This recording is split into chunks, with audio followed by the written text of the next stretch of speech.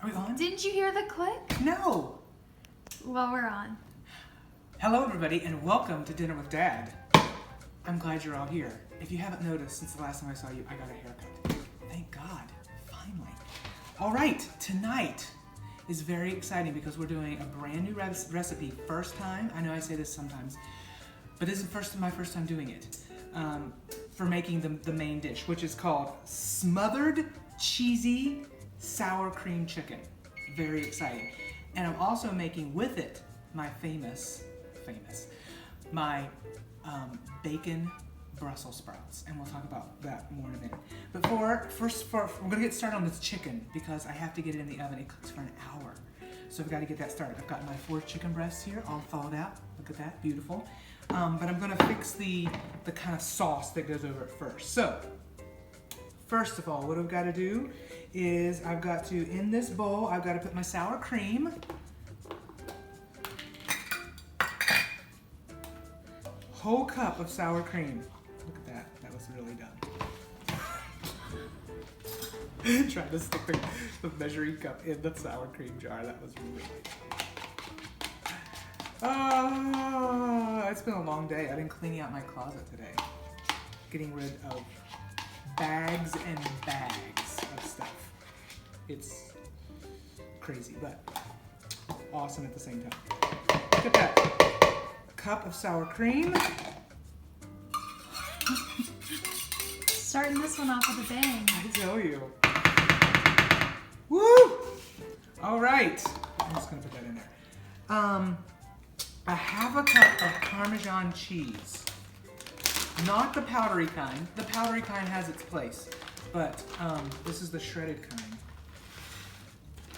There's still everywhere if I'm not careful. Is this a half a cup? That's a fourth a cup. Or a third. Third. Okay, so a third and a little bit more. You can't go wrong with cheese. It's probably almost 2/3 there. Okay, whatever. Now, this recipe calls for cornstarch, but as you may have seen before, you can substitute when you have cornstarch or flour for things like coconut flour. And this recipe calls for a tablespoon of cornstarch.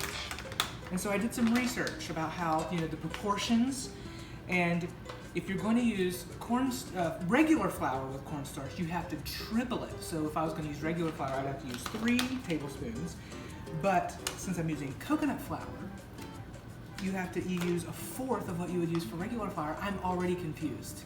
But I think I did the math, and it's just a little less than a tablespoon. So that's what we're doing. Hopefully that will work out. And then I've got all kinds of spices here that I'm going to add in. We're going to do a teaspoon. Is this a teaspoon? Yes. A teaspoon of oregano. A teaspoon of basil.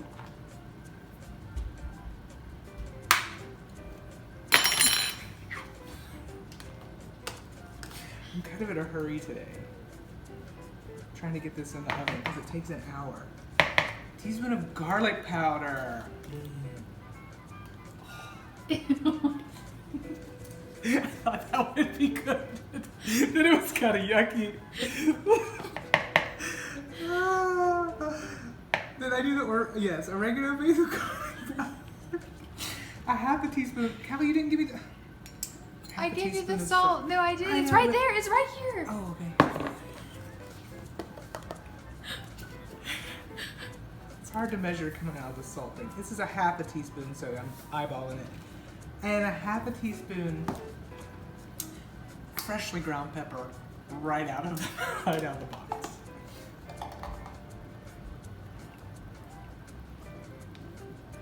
Sometimes it's hard to get your thing out there. Okay. Let's see, what do we do now? Mix together all that stuff. So we're gonna mix all this stuff together.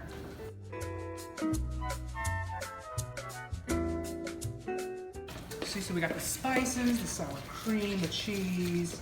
It doesn't look like much, but hopefully it'll be enough. So I'm gonna move over and get our chicken ready. So first of all, what you do, I guess you could spray your pan, but this recipe calls to use a little bit of olive oil. And I don't know if you've seen our other episodes, but I was lamenting recently that I didn't have a brush, but look, I got a brush. Isn't that exciting? So I'm going to brush this olive oil in my 9x13 pan.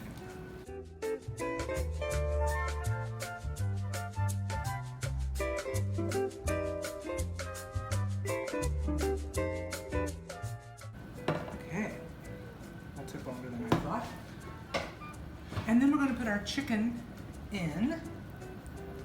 I just have 4 chicken breasts.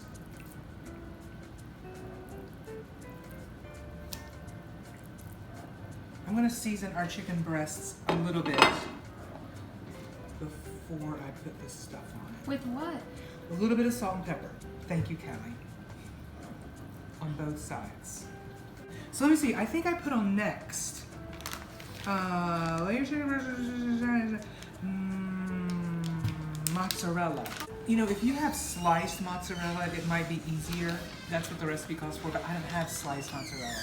So I'm just using some this, but it's gonna make it a little bit of a mess when I go to spread this sour cream stuff on. But that's okay, we can make it happen. So then you take your awesome sour cream mixture. This bowl's probably too big for it, but kind of want to divide it up, make sure you got 4 even amounts here. And I'm going to plop it on and then I'll spread it out once I feel like I've got it evenly on here.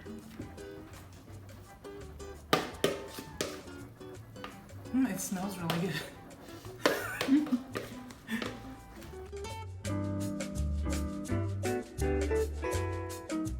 Probably use a rubber mallet or something to get all of this out. A mallet? Rubber spatula, a mallet. I don't know if you want to use that. Yeah, the rubber mallet. Yeah. But this is pretty good. All of this goodness out here.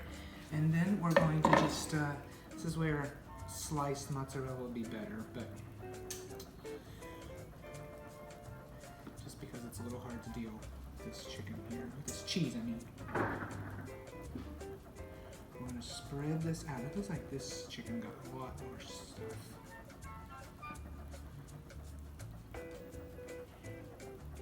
I'm doing it with my fingers. I'm doing it. So of course it'll kind of spread out in the oven too.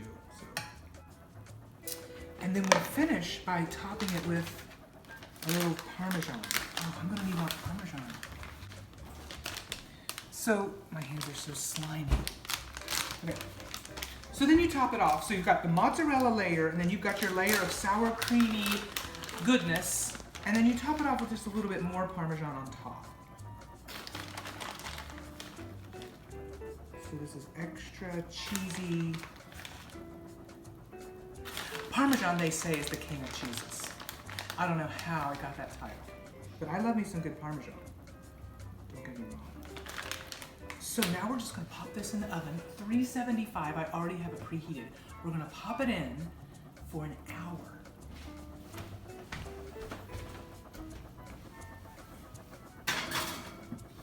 Goodbye, chicken. See you soon.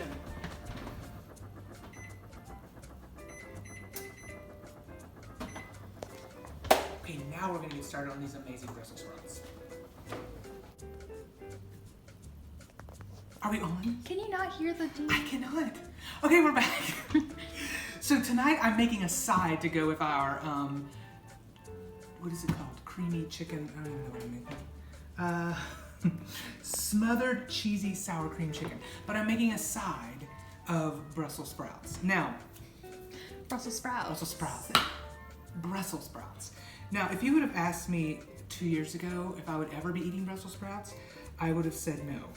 Because, to be quite honest, and don't judge me, but I'm not a big vegetable person. I mean, I like potatoes. I've always liked things like corn, the real like vegetables that aren't very good for you. But things like Brussels sprouts, no way. But now I love Brussels sprouts because I came across this recipe that's just amazeballs. No cap. As the kids say, no cap. That means, for those of you over 40, that means I'm not lying. My kids were texting me this like emojis of like the word no and then a baseball cap. And I'm like, what, do you need me to buy you a Reds hat? I don't understand. I'm totally confused. But I later learned that means not lying, or it's the truth, no cap. So anyway, I love this Brussels sprouts recipe. It's really good, it's really easy. As you see here, I'm struggling with the onion again. It's my least favorite thing.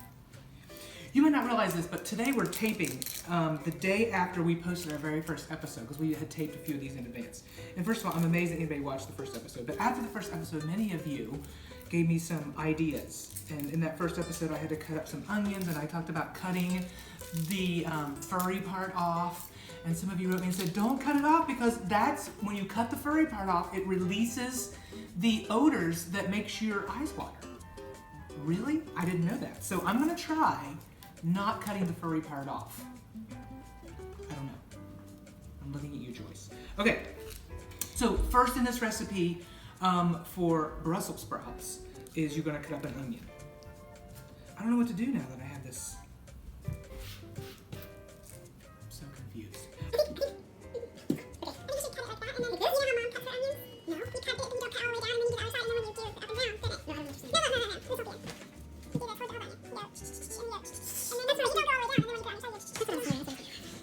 So I'm not cutting off the fuzzy part in hopes that I don't cry.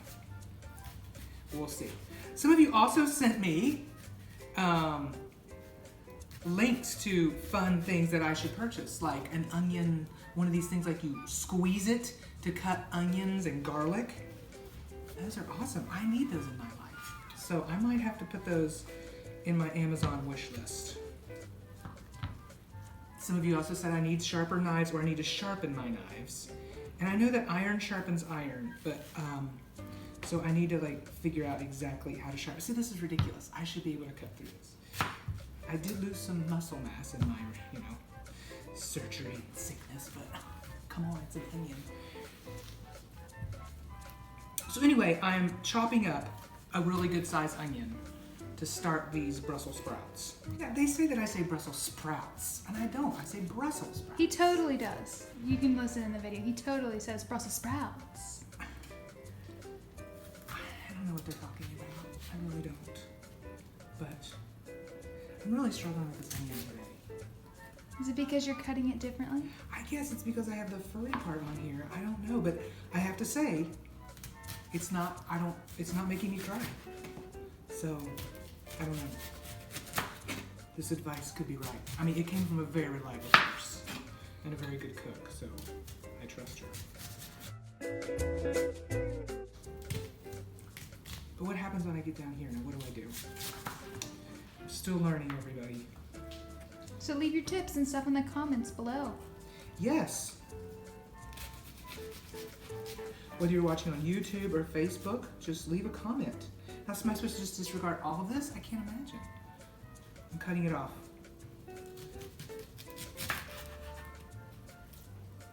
Oh, the vapors, the odors. Just kidding. The vapors. Honestly, though, it really is starting to bother me now. I think there's truth to this, or else my mind.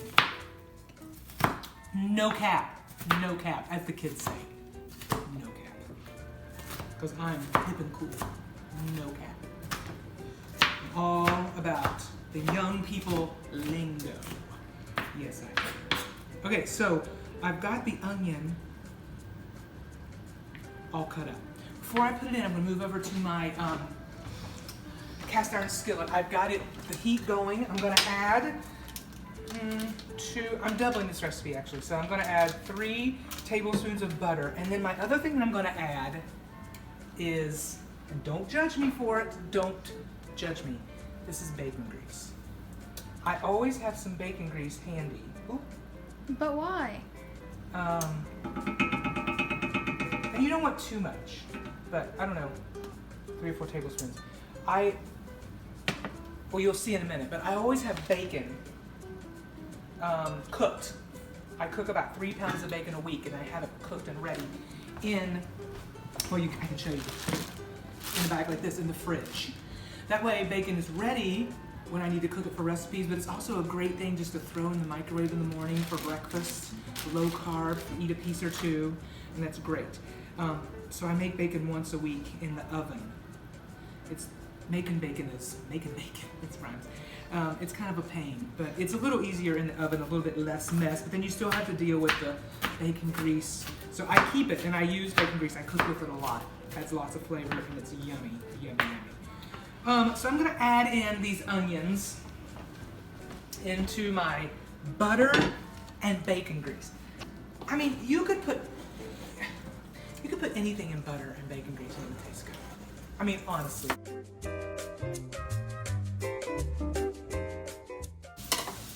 So these onions are gonna saute in this bacon grease and butter. Oops, sorry. Did you get it? Yeah. Next thing we're gonna do is we're gonna cut our Brussels sprouts. So yeah, as I said, the thought of eating Brussels sprouts, up until recently, just was like, for me, no. But these really are good. But again, you could put like twigs, grass, lawn waste in bacon and butter. It would probably taste good. So I take these Brussels sprouts and I cut them in half like this. You can buy them. It's great. At Aldi we get these. Are they washed? I don't think they're washed. No, I think they are. I don't know. They're ready to go. They're ready to go. Anyway, you can buy them bagged already halved too. I think it's Kroger or your favorite local grocer. So anyway, this takes a little time. So here's a time lapse of him cutting Brussels sprouts.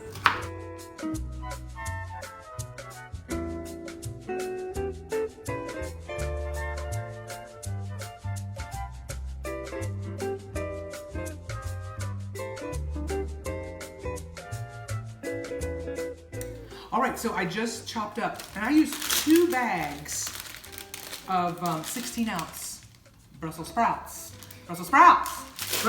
And I've chopped them in half. So we're gonna add them now to our butter, oh, it's heavy. Butter, bacon grease, and onions. Look at that. Now, as I'm doing this, one alternative, if you don't have like bacon already cooked, what you could do is you could make bacon on the stove, like 4 or 5 pieces. You're gonna see me cut it up in a minute, but you could make it and then just leave that grease from the bacon in your pan, and then add your butter and onions and everything else. But I always have bacon on hand, so that's why I'm using the bacon grease. Oh! Runaway Brussels sprout. Yes, this is a little bit like a game. Uh-oh!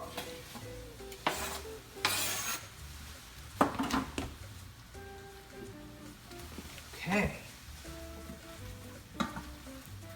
So I have this is really on high heat for this pan. So I'm gonna let those cook.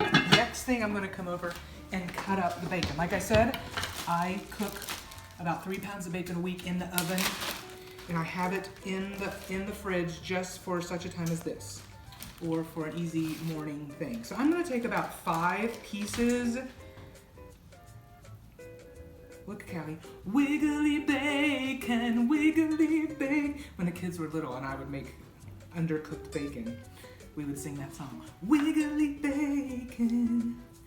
Speaking of singing, after our first episode aired, which in real life was just last night, I don't know, this is like episode 4 or 5, I don't know. 4, 5, 6, I don't know. But we had a few recorded ahead. So, but the first one just aired last night. And so a few of you suggested that maybe, since I am a singer, that I should sing while I cook. But my producer back here behind the camera thinks that would be weird. Of course, she's just 15 years old, and she doesn't want to be embarrassed. But what do you think? Should I sing as I cook? Just a little bit here and there? What do you think? You should let me know in the comments. If so, what should he sing? Yeah, and what should I sing? I mean, do you have requests? Now, I don't know. Do you want to hear opera arias? Do you want to hear hymns? Do you want to hear folk songs? I don't know any pop music. Except, you are the wind beneath my wings. We watched, speaking of, I don't know what else was of. That's Bette Midler. I don't know. Well, Renee Fleming sang that the other night. Oh, that's why I said it. Renee Fleming sang that the other night on the Memorial Day broadcast. Okay, so if you think I should sing as I do these videos, you should let me know. So now I'm going to add my 5 pieces of bacon into my mixture. And you know, you could add more bacon if you want. I might add a few more pieces. I don't know. We'll see how it goes. Then I'm going to liberally salt and pepper this. Very liberally. Because I don't really know what real Brussels sprouts taste like.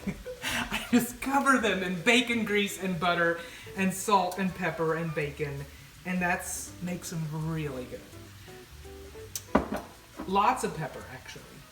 I mean, you could always have too much, of course. But lots and lots of pepper.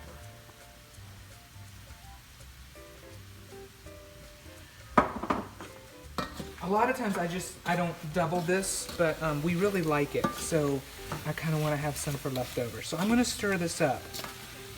And this pan could be bigger, actually, but for this recipe. But I'm going to let it just kind of simmer here. Not really simmer, but cook.